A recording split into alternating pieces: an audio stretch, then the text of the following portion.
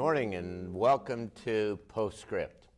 I'm John Peterson from the Arlington Institute, and we're coming to you from Berkeley Springs, West Virginia, just down the road from Washington and Baltimore, and we're happy to have you with us.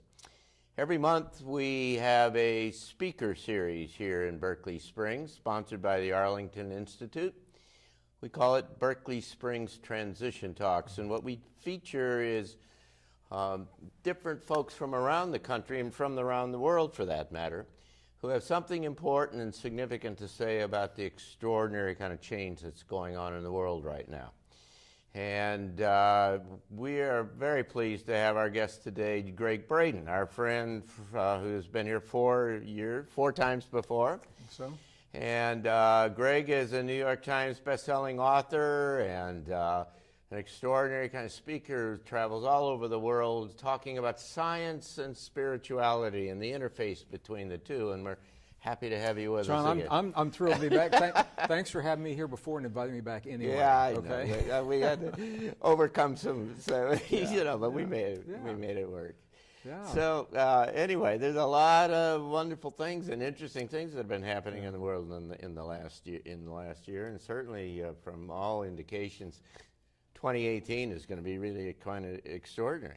Pivotal year. You know, John, I think I'm always amazed, but I'm not surprised. I'm in awe at how quickly the change in this world is happening. You know, for the bulk of my adult life, first as a scientist in the corporations and now as an independent researcher and an author, I've spent a tremendous amount of time with indigenous peoples throughout the world, from the highlands of central China and the monasteries in Tibet and the mountains of Egypt and Nepal and India and Bolivia and Peru and all through the American desert Southwest and the Yucatan and much more. And every one of those elders that I have been with, they've told us for generations that this change was coming. They all knew it was coming. Yeah.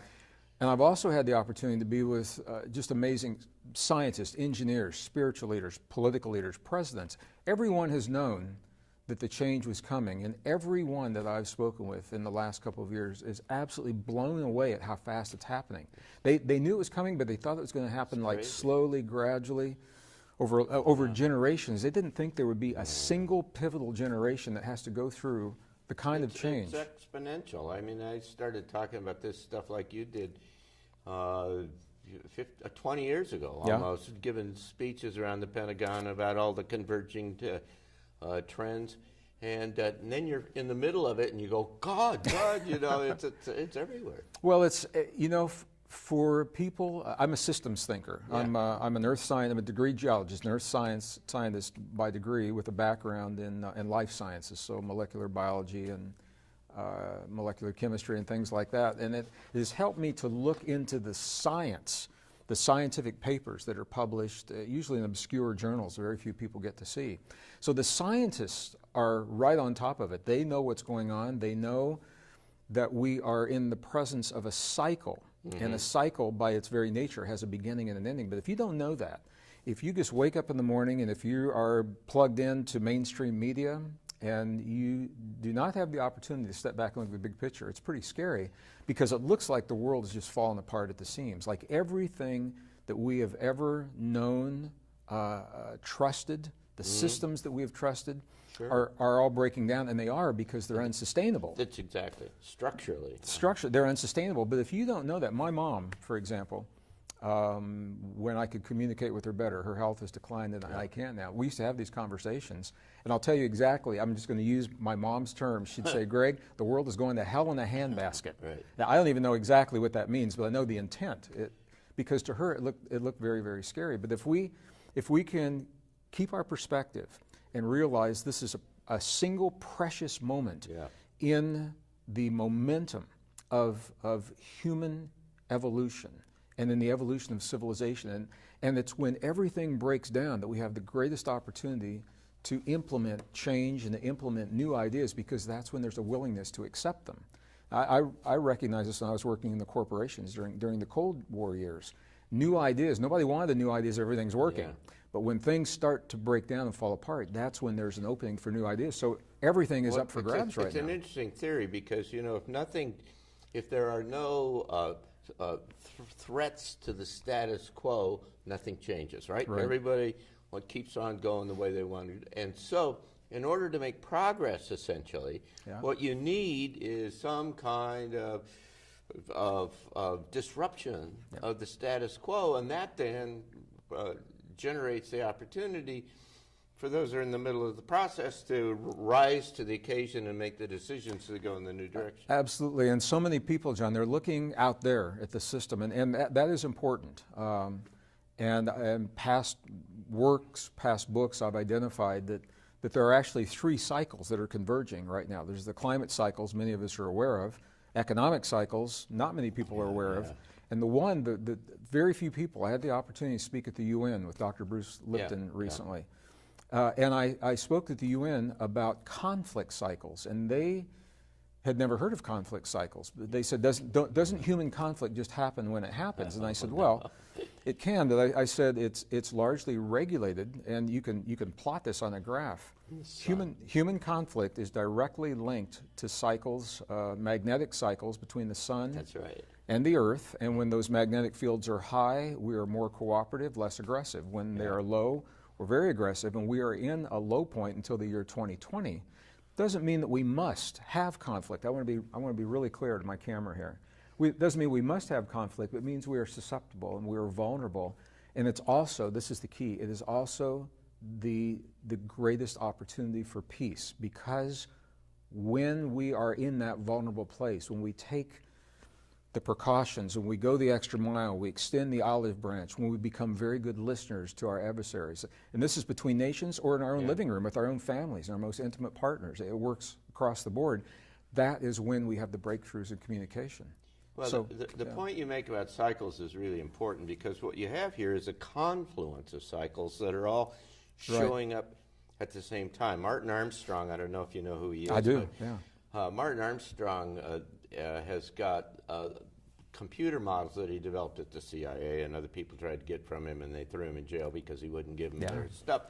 But Martin Armstrong is highly accurate in terms of the projections out of his suit, and his whole capability is all based upon cycles, and what he sees is this confluence of all of these cycles coming together that is driving the major change.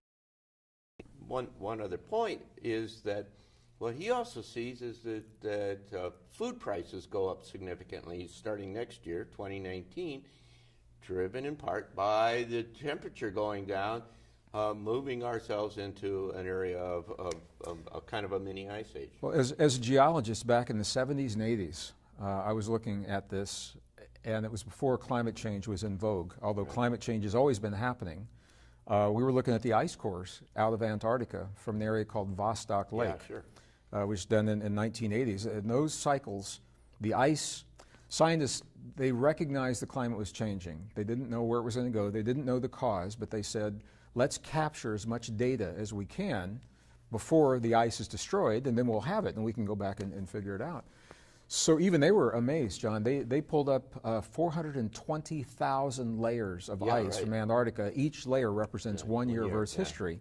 So they could compare that to today, and I'll tell you, it's like clockwork. The rise and the fall of global temperatures, and we're right on track for a warming. The question is how much warming and how long does it last? And what the cycles have always shown is the warming, first of all, it's intense, but it is brief. And it peaks, and it's what is after the warming that has always been the problem, because the cooling cycle. But here's the piece that is in direct opposition to what you're hearing in the mainstream. If you look at the peer-reviewed science of the carbon dioxide levels relative to temperature coming from Greenland and Antarctica, there's a very clear relationship, and what that relationship is the higher the CO2, the cooler the temperatures become. All right, so there's a lag time. The temperatures rise before the CO2. That means the CO2 is not the cause of the temperature rising. Scientists, not pop scientists, not political scientists, but the mainstream scientists who are studying this, they believe it is that the change is driven largely by Earth's location in space, our relationship to the sun, Right. the tilt, the angle, and the wobble, which are cyclic over long periods of time. But here's the key. In the past, the CO2 levels, as they have increased, it's right after that the temperatures take a big dive. This is where humans have influenced what's happening, because we have put more CO2 into the air than we have in any of those climate records. Right. So if we had a cooling in the past based upon the natural levels of CO2, and we have so much more CO2 now, how much cooling can we expect? And nobody's talking about it. Nobody's prepared for it. And that's the problem. So this is the key, John, to acknowledge this isn't denying climate. It's the change. The fact is we're in the climate change, and unless we can be honest with ourselves about the data, we can't be resilient to the change. Yeah, and if you're planning for it to get warm and it gets cold, you're in trouble, because agriculture doesn't work, and the requirements for heating and every other kind of thing are just really... Well, and it drives human conflict. When we share resources, when we grow food, how we share that food, how we share medicine, how we share communications. And you and I, we're having this conversation. This is the first month of January 2018. Last week, the first major city on the planet has just announced they're about to run out of water in South Africa. Right. 90 days, there's no Town. water. Cape Town, there's no water. And these are scenarios that have been known and predicted, and I don't think anyone really believed them. So it's not denying that the climate change is occurring. It is being honest, saying it is, and unless we begin to live and think very differently, and it's good to have small cars. It's good to have smaller light bulbs. We need to get off fossil fuels. But even if we did all that, John, we would still be in a climate change. So to lead people to believe that if we make those changes, somehow things are going to go back to the way they were, we're going to push that climate back, I think is very disingenuous, and it does not help us as communities and as a society to embrace the facts of the change and to learn to become resilient so that we can actually thrive. We can thrive in this change if we stop thinking the way we used to think and think differently. But if we're thinking the way we used to think and it doesn't fit in the reality, that's where the struggle comes from. Well, the old way of thinking is tied, of course, to the old paradigm and the kind of the principles and the processes of the past. And what's emerging here is a new world that works on a different set of principles. Yeah. And so that the old infrastructure collapses from multidimensionally. You can look across almost any sector in the human activity right now, and you can see that.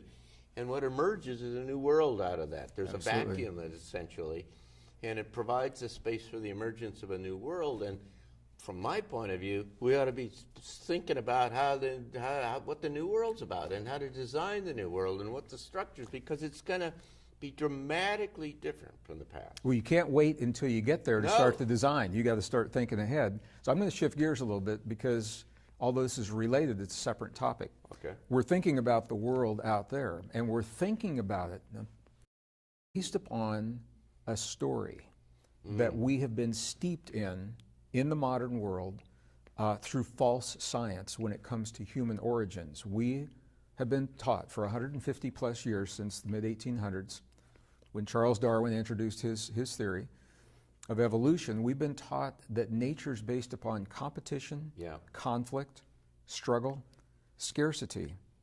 And people say to me all the time, John, they say, 1859, this is the 21st century, big deal, what difference does it make? It's a good question, because although it was 150 plus years ago, the society that we live in now was being formed when those ideas were embraced. So our economic system is based upon competition, conflict, struggle, scarcity, our corporate system, and even the way we have been so deeply ingrained into our subconscious, the way we treat one another in the most intimate moments under our roof with our loved ones, when they push those buttons, we result to the most primal beliefs. And if those beliefs are steeped in competition, conflict, and struggle, then that determines and informs the way that we solve those conflicts. Well, now we're talking about change on a global level, but we're trying to address it through the false science of competition, conflict, and struggle. So I have a new book just came out called Human by Design. Right. I'm a geologist by degree, by profession. although I've moved far beyond that now. And the bottom line is that the evidence no longer supports the story that we have been told when it comes to human origins. Evolution is a fact. I've seen it in the fossil record for many plants, many animals. The DNA studies that have only become available in the last 5 years are telling us clearly that we are not the product. We did not evolve from other forms of life that we have been led to believe that we evolved from. What the studies are showing is that humans, modern humans, showed up on this planet about 200,000 years ago. Scientists are in agreement with that. But this is where it gets interesting, because the DNA that gives us our uniqueness, that gives us the neocortex, the ability of empathy, sympathy, compassion, complex language. You know, a chimp shares 98% of our DNA, and you're never going to hear a chimp saying "Stairway to Heaven." Yeah. I guarantee it. And you wonder, why is that? Because we're so similar. The reason know the words. doesn't know the words. No, 200,000 years ago, when we showed up, and this is really important, the genetic changes that give us our uniqueness did not occur slowly, gradually, over a long period of time, as evolution would suggest. They happened quickly. They happened, there are DNA fusions, and after the fusions occurred, we see fusions in biology. That what's important to me is after the fusions occurred, there was a tweaking, a modification of that fusion to remove any redundant features, to make it very strong and stable. Two little DNA letters were switched at exactly the same time. That gives us the ability to connect our tongue and the muscles in our mouth with the parts of our brain for speech. That happened all at once, and we haven't changed since we appeared 200,000 years ago. So what the science now is showing, and this is peer-reviewed science, this isn't pop science. Right. You're not going to see this in the mainstream classrooms, textbooks, or documentaries. But it's telling us, number one, that we appeared, we haven't changed. Number two, that nature is actually based upon cooperation, not competition, and what biologists call mutual aid. So here we are, and I'm a systems guy, I'm looking at the big picture. Yeah. We're looking at the convergence of all these cycles that's forcing us to think differently about ourselves and one another, and to live differently so that we can thrive in the change. And for people waiting for the world to go back to normal, this is the new normal. Yeah. So there's nothing to go back to. Yet, you can't go back. Even yet the new. Yeah. I mean, it's. Well, yeah, you can't go back emerging. to a world that no longer exists. So for me, the real opportunity here, if we're going to evolve and transcend and literally thrive, that it's possible to thrive in the new world, changing the way we think, we begin by thinking differently about ourselves. And I think people are willing to do it if they have a good reason.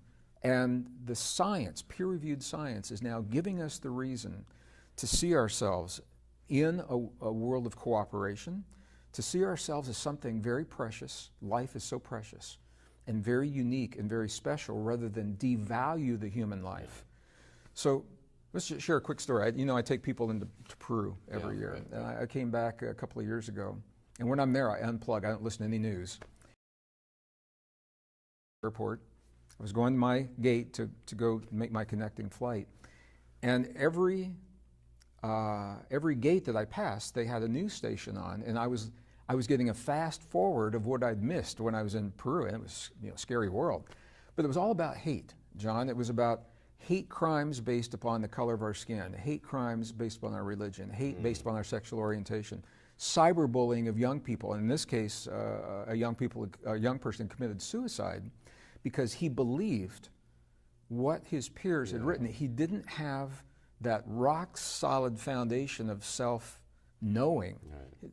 And so this is where, if we're going to create the kind of society and build the kind of world that you know is possible, and I know is possible, it's good to pass laws. We passed the hate crime law, and it's good to do that, but those laws don't prevent the problem. We've got to go to the core of the problem, to the thinking. Anything else is a Band-Aid. Band-Aids are good, but they're temporary. So it's when we go to the core of the thinking and begin sharing with our young people, and this isn't about religion. And people say if it's not evolution, it must be creationism. There are other possibilities. We can't get into it in this program, but it doesn't mean that it's binary, one or the other. It means there's something very unique, very precious, very special about human life, and that's different than teaching evolution that's very sterile, that says these random mutations just happened at the right time, and here we are. And the reflection of that thinking, human life is so devalued, it's not relished, it's not cherished. The only way to create the kind of hate that we see in the world today is because the thinking that is underlying that hate says this life has no value. And so when we begin to change that, then there's an opening to cooperate for the kind of things that you're talking about right now. And because we begin to think, how can we give and contribute to the world rather than how can I get, and how can that help me? And that's a very different way of thinking. As you suggest, there's a philosophical shift that has to happen, almost an existential kind of philosophic framework that starts to say, who am I? How's this world work? Everything else in a whole kind of different way. And as you know, I've spent some time trying to think about this emergent kind of new world, and you have to start with what are the underlying principles, the underpinnings of that frame your perspective of how the world works, and who am I, and how does this larger work, and what's sure. Yeah. Well, but it's reflected, the new economy, for example. We know the economy that we have right now, it affects everyone, and it's unsustainable in the way it is. And I just want to say to our viewers, when I talk about economies, it doesn't always mean money. It can. But I've been in parts of the world that have very successful economies, and there's no money involved. So economies aren't so much about money, it's about us. It's about people and relationships and how we share the vital resources that we need every day, food, water, medicine. Money can be a part of that, but that thinking is changing now. And when that fundamental shift occurs, then it makes sense. Then we want to come together and build clean, green, renewable sources of living. And here's the key for me. The better we know ourselves, the less we fear change in the world, and the better we know ourselves, the less we fear one another. Yeah. And as our globalized world is shrinking, and religions, cultures, societies are being forced together in the way that they never have, the better we know ourselves, the better we know of our potential and these extraordinary capacities that we have, the less we fear those things that we don't know, and we look at them more as an adventure. We say, hey, here's a new culture I get to be with, rather than, hey, here's a culture that looks scary. Yeah, and the objective from the way I look at it is that the idea is how do you eliminate fear out of the system from yourself. I mean, if you can live in a place where you're not worried about the future, fear is all connected to the future and what your apprehension about what might be inbound. But if you can start to live in that kind of present place and realize that you're surfing into this extraordinary kind of new space and the kind of opportunities available to it within it, it's amazing. At the same time, knowing that the old world is necessarily going to implode. Well, this is why I think what you're doing is so important. Transitions, these kinds of talks. My experience, John, I worked during the Cold War years, developing software for the defense industry. And I had the opportunity to train Air Force cadets. And I learned about how they think and here for an idea to be meaningful to them. And those ideas, it applies for anything, whether it's software or whether it's, whatever it is, building a tree house in your backyard. What I found is this: when the facts are clear, the choices become obvious, and people rarely need to be told what to do. When the facts are clear, people say, well, my God, I never realized that. Well, now it makes sense. Let's do ABC. When the facts are clear, we tend to cooperate and work together. It's when we are blindly told, just do this, it makes no sense, we don't know why, how are you going to get any cooperation out of that? So that's why these programs are important, because we're sharing peer-reviewed science. And this is fascinating to me. We've asked science to tell us who we are. Science is doing a very good job when it is honest, and it's important to keep science honest. Science, in many places, it's been hijacked by politics, corporations, religions. So we've got to cut through the red tape. Science is telling us who we are, and some people don't like the answer. And then the question is, do we have the courage to embrace the deepest truths of our existence so that we can apply that in our lives and move forward. We need to become somebody new, and this is such an extraordinary period of time, unprecedented, and the opportunities, it's really quite exciting. Can I tell you a story about that? In 30 seconds. I was on the plane with an Air Force cadet, and he told me he would never bring children into the world the way it is right now. And I asked him a question. I said, why would you deny a life the opportunity to come in such a powerful time? And then I didn't see him, and I saw him in the baggage claim, and he was grabbing his bags, he was running. I said, where are you going? He says, I'm going to go make a baby. So I said, all right, one more, you know. See what the good news can bring. It's the best 30-second story I've heard for a weekend. Well, I left out all the details.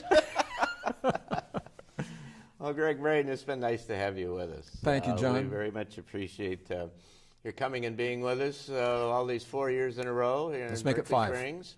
Let's make it 5. Let's make it 5 All next right. year. Good. That'll be encouraging. We've got a sellout crowd today, and so they'll be encouraged next year for people to come that haven't been able to make it today. But we very much enjoy having you with us, and the provocative and extraordinary kind of things that you have to say that push us all ahead. And we thank you for being with us. We thank you for coming here and listening to these series on Postscript. You can find past episodes in postscriptshow.org. You can find out about our speaker series, about Transition Talks, at transitiontalks.org. And you can learn more about the Arlington Institute at arlingtoninstitute.org. And so thanks for being with us. Come out to Berkeley Springs and enjoy our wonderful little spa town, just 100 miles away from Washington and Baltimore, and come back and be with us. I'm John Peterson. Thanks so much.